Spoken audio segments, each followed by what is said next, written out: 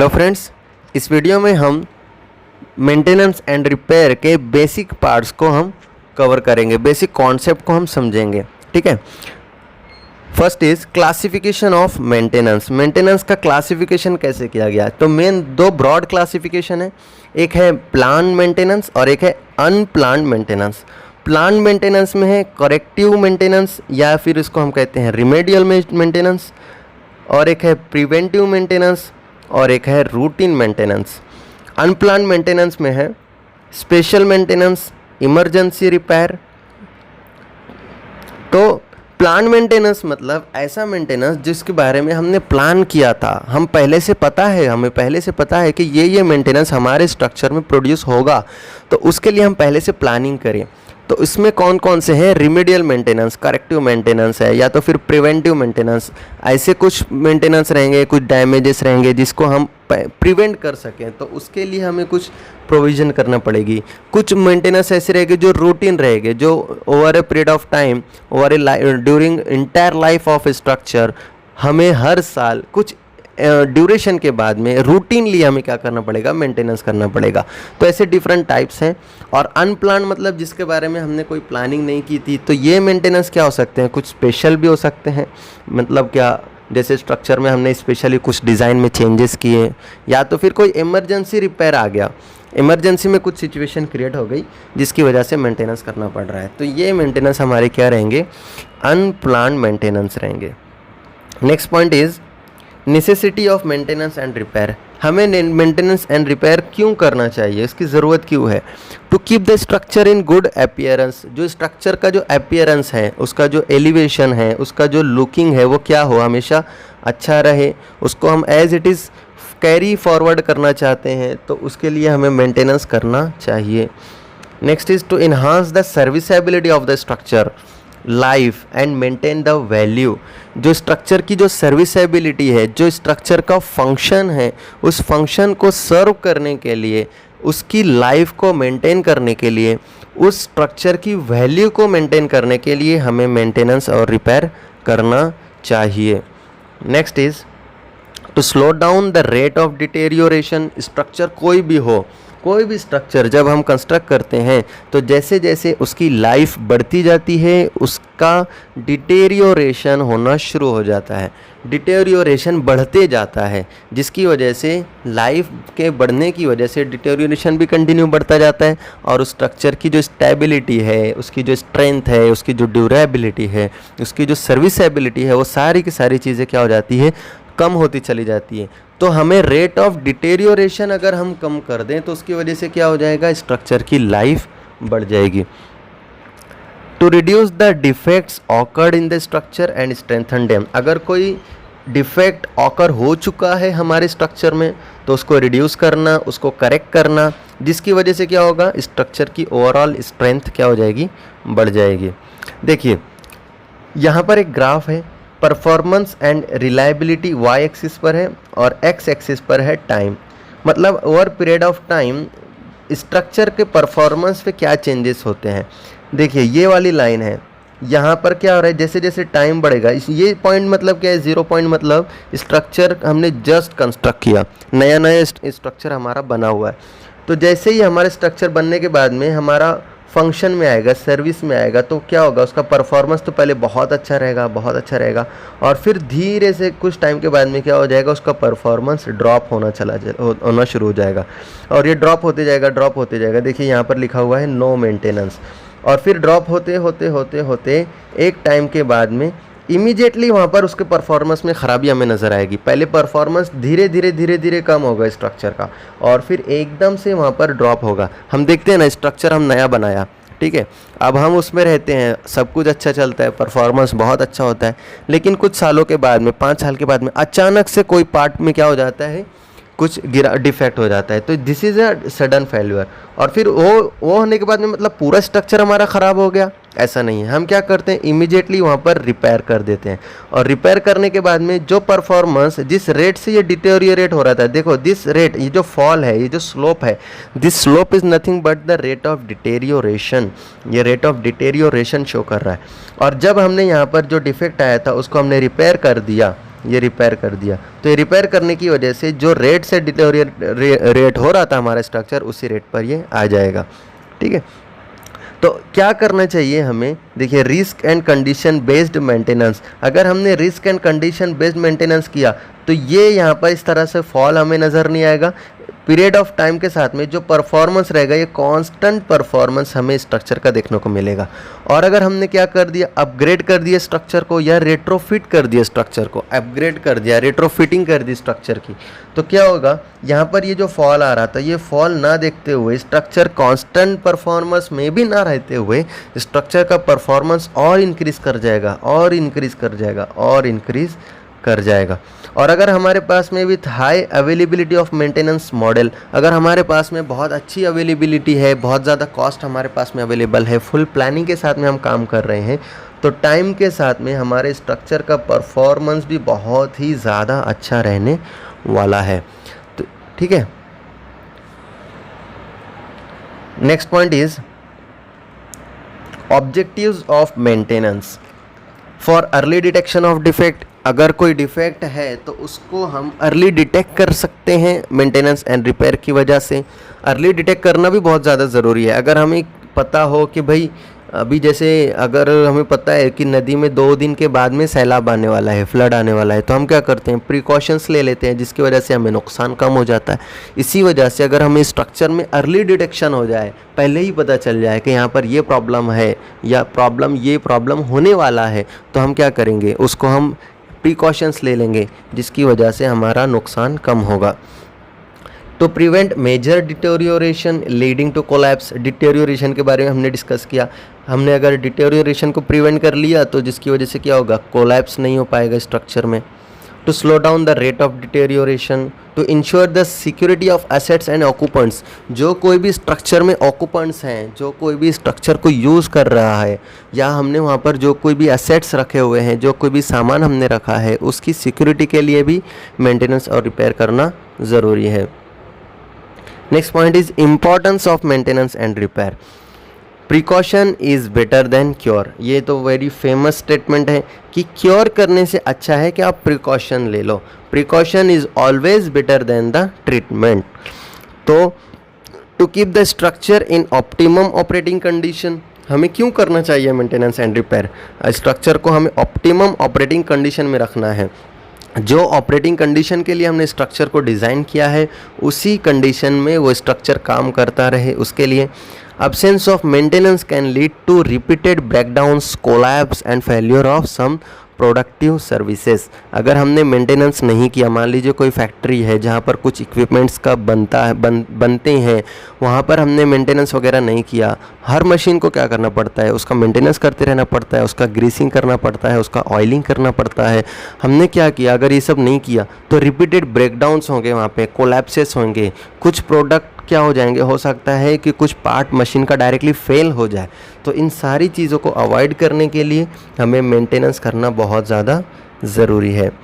Factors influencing the maintenance and repair. ऐसे कौन कौन से फैक्टर्स हैं जिसकी वजह से मेंटेनेंस और रिपेयर को इन्फ्लुएंस होते हैं? कॉस्ट सबसे बेसिक चीज़ है, सबसे बेसिक पैरामीटर है cost.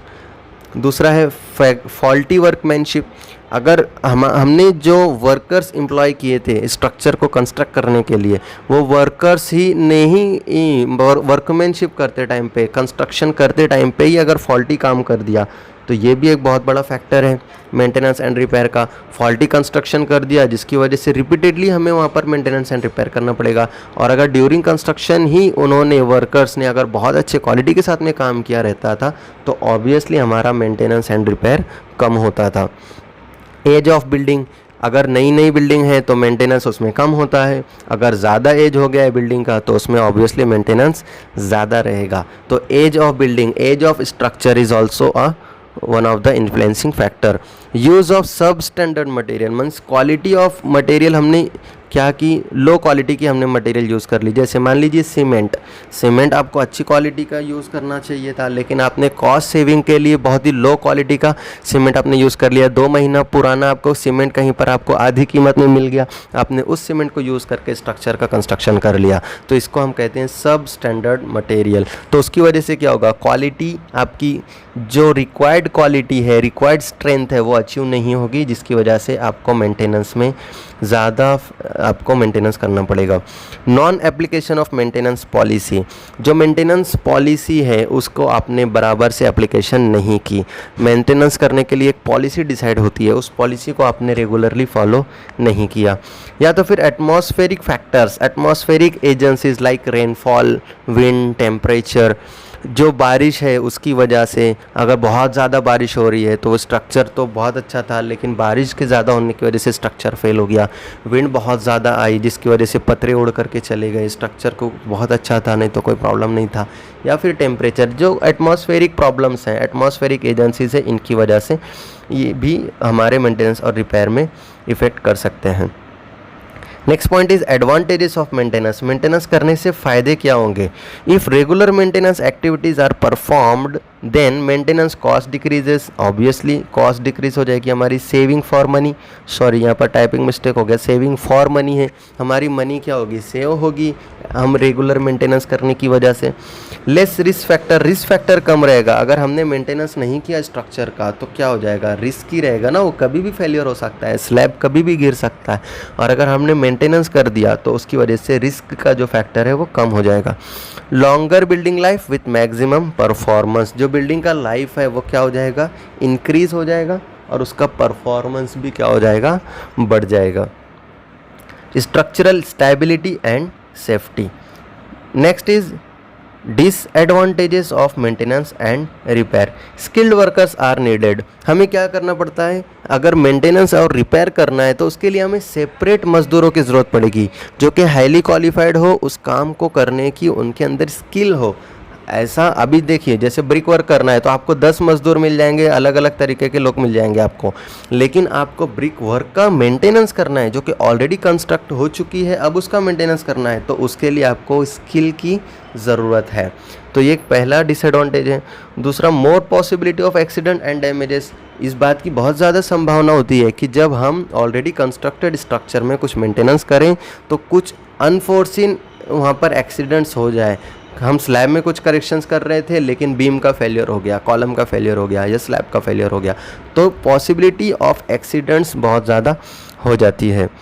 Possibility of increase in self weight of structure and structural components. हम क्या कर रहे हैं, मेंटेनेंस कर रहे हैं, तो मेंटेनेंस करने के बाद में हमने जब रिपेयर किया वहाँ पे तो उसकी वजह से कुछ एडिशनल हम वहाँ पर मटेरियल्स अप्लाई करते हैं जिसकी वजह से स्ट्रक्चर का वेट बढ़ जाता है, और वेट बढ़ने की वजह से उसके जो स्ट्रक्चरल कंपोनेंट्स हो उसके ऊपर हो सकता है कि कुछ एडिशनल स्ट्रेसेस जनरेट हो जाएं, तो इस बात का भी हमें ध्यान रखना पड़ेगा। Next point is approach of effective management for maintenance and repair. Maintenance and repair के लिए हमें क्या करना पड़ता है, एक अप्रोच को यूज़ करना पड़ता है, एक प्रॉपर अप्रोच को यूज़ करना पड़ता है जिसकी वजह से क्या हो, हमारा इफ़ेक्टिव मैनेजमेंट हो, किसका, मेंटेनेंस और रिपेयर का। देखिए मैं आपको एग्जांपल के साथ में समझाता हूँ। जैसे मान लीजिए आप डॉक्टर के पास में गए, आपने कहा कि मुझे कुछ बुखार आ रहा है, सर्दी हो गई है, कुछ खांसी आ रही है, तो उस केस में डॉक्टर को क्या करना चाहिए, इफ़ेक्टिव मैनेजमेंट करना चाहिए, इफ़ेक्टिव तरीके से आपका ट्रीटमेंट करना चाहिए। तो वो क्या अप्रोच यूज़ करेगा, सबसे पहले आपके आइडेंटिफिकेशंस क्या हैं, आपके जो सिम्टम्स हैं उसको वो समझेगा, उसको एनालाइज करेगा, कुछ टेस्ट को वो रिकमेंड करेगा, कुछ एक्सरे करने कहेगा, कुछ ईसीजी हो गया, ईसीजी जो भी उसको लगता है डिफरेंट टेस्ट हो, वो टेस्ट को क्या करेगा, परफॉर्म करेगा, और फिर उन टेस्ट के बेस के ऊपर उन टेस्ट के रिजल्ट्स को एनालाइज करेगा, और फिर उन एनालिसिस के बेस के ऊपर वो डिफाइन करेगा कि आपको एक्चुअल में प्रॉब्लम क्या है, और फिर उस प्रॉब्लम को समझने के बाद में आपका ट्रीटमेंट करेगा। तो इसको हम कहते हैं इफ़ेक्टिव वे ऑफ मैनेजमेंट। तो सिमिलरली हमारे स्ट्रक्चर में अगर हमें मेंटेनेंस करना है तो उसके लिए हम इफ़ेक्टिव मैनेजमेंट क्या होना चाहिए कि सबसे पहले हमें पता करना पड़ेगा कि हुआ क्या है स्ट्रक्चर में, उसको हमें इंस्पेक्शन करना पड़ेगा, उसको देखना पड़ेगा ठीक तरीके से हुआ क्या है, फिर उसको हम वेरियस टेस्ट परफॉर्म करेंगे, जैसे एनडीटी टेस्ट हो गए, नॉन डिस्ट्रक्टिव टेस्ट हो गए, वेरियस टेस्ट परफॉर्म करेंगे और फिर उन टेस्ट के रिजल्ट्स आएंगे। उन रिजल्ट्स को हम क्या करेंगे, एनालाइज करेंगे और उन रिजल्ट्स के एनालिसिस करने के बाद में हमें पता चलेगा कि what is the actual problem जिसकी वजह से हमें ये डिफेक्ट देखने को मिला है। और फिर उस प्रॉब्लम को समझ में आने के बाद उस प्रॉब्लम को हम ट्रीट करेंगे और उस प्रॉब्लम को ट्रीट करने के बाद में ही फिर वो स्ट्रक्चर हमारा गुड वर्किंग कंडीशन में आएगा। तो इसको हम कहते हैं approach of effective management for maintenance and repair. ठीक है, उसके बाद में नेक्स्ट टॉपिक है मेंटेनेंस मैनुअल। मेंटेनेंस मैनुअल मतलब क्या कि कोई भी स्ट्रक्चर जब हम कंस्ट्रक्ट करते हैं तो उसके साथ में हमें एक मैनुअल मिलता है। उस मैनुअल में गिवन होता है, सारी डिटेल्स गिवन होती हैं उस स्ट्रक्चर का, प्लान, एलिवेशन, सेक्शन, उसका लेआउट, उसकी प्लानिंग, डिज़ाइनिंग, उसके वेरियस कंपोनेंट्स के डिज़ाइन किस तरह से किए गए, कॉलम के बार्स कितने प्रोवाइड किए गए थे, बीम्स में कितने थे, स्लैब्स में कितने थे, स्पेसिंग कितनी थी, हर चीज़ डिटेल में गिवन होती है। मतलब स्ट्रक्चर कंप्लीट करने के बाद में अगर हमें बाद में कुछ देखना हो कि यहाँ पर क्या प्रोवाइड किया है तो हम मेंटेनेंस मैनुअल देख के हमें समझ में आ जाएगा। और उसी के साथ में मेंटेनेंस मैनुअल में ये भी गिवन रहता है कि कितने टाइम के बाद में हमें कौन सा मेंटेनेंस करना है, रूटीन मेंटेनेंस कब करना है, कौन से पार्ट में, स्ट्रक्चर के कौन से पार्ट में कब मेंटेनेंस करना है, कहाँ पर क्या चीज़ करना है, हर चीज़ डिटेल में गिवन होती है मेंटेनेंस मैनुअल। मतलब अगर हम मेंटेनेंस मैनुअल को रेगुलरली फॉलो करें तो स्ट्रक्चर हमारा क्या रहेगा, सेफ रहेगा। ठीक है, next is pre monsoon maintenance. Pre monsoon, देखिए मानसून का मतलब क्या होता है, बारिश। प्री का मतलब क्या होता है, पहले। तो प्री मानसून मेंटेनेंस मतलब बारिश के आने से पहले किया जाने वाला मेंटेनेंस, उसको हम कहते हैं प्री मानसून मेंटेनेंस। तो मानसून से ही हम हमेशा मेंटेनेंस को रिलेट करते हैं। उसका रीज़न क्या है कि बारिश आने के बाद में ही स्ट्रक्चर की जो लाइफ है, स्ट्रक्चर की जो कंडीशन है, स्ट्रक्चर की जो सर्विसेबिलिटी है, उसके बारे में हमें पता चलता है। अब अगर स्ट्रक्चर गुड कंडीशन में है या नहीं है तो हम बारिश आने के बाद में हमें उसको ऑब्ज़र्व करना चाहिए। अगर स्ट्रक्चर ने बारिश को अच्छी तरीके से झेल लिया है, इसका मतलब स्ट्रक्चर क्या है, कंडीशन में सेफ़ है। तो इसीलिए हम मानसून से रिलेट करते हैं मेंटेनेंस को। तो कुछ मेंटेनेंस ऐसे होते हैं जो स्ट्रक्चर में हमें परफॉर्म करने चाहिए मानसून के आने से पहले पहले, तो उन मेंटेनेंस को हम कहते हैं प्री मानसून मेंटेनेंस। तो ऐसे हर स्ट्रक्चर में कुछ मेंटेनेंस रहेंगे जो कि मानसून के आने से पहले पहले हमें कर लेना चाहिए। तो इसी तरीके से होता है पोस्ट मानसून मेंटेनेंस। ऐसा मेंटेनेंस जो मानसून के जाने के बाद, बारिश के हो जाने के बाद में हमें करना चाहिए, तो उन मेंटेनेंस को हम कहते हैं पोस्ट मानसून मेंटेनेंस। हर स्ट्रक्चर में कुछ मेंटेनेंस हमें मानसून के गुजरने के बाद में करना चाहिए।